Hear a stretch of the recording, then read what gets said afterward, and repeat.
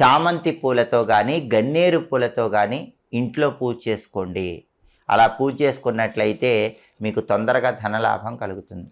అలాగే శనివారం పూట వెంకటేశ్వర స్వామికి పచ్చకర్పూరంతో హారతి ఇవ్వటం ద్వారా కూడా ధనపరంగా మంచి ప్రయోజనాలు సిద్ధింపజేసుకోవచ్చు. శనివారం మామూలుగా ఒక గాజు పాత్ర తీసుకొని దానిలో నీళ్లు పోసి ఆ గాజు పాత్రను పూజా మందిరంలో ఉంచి దానిలో కర్పూరం వేసి ఉంచండి. మర్నాడు ఉదయం ఆ గాజు పాత్రలో ఉన్న నీళ్లు ఎక్కడైనా మొక్క మొదట్లో పోయండి. ఇలా చేయటం ద్వారా ధనపరంగా మంచి ప్రయోజనాలు సిద్ధింపజేసుకోవచ్చు.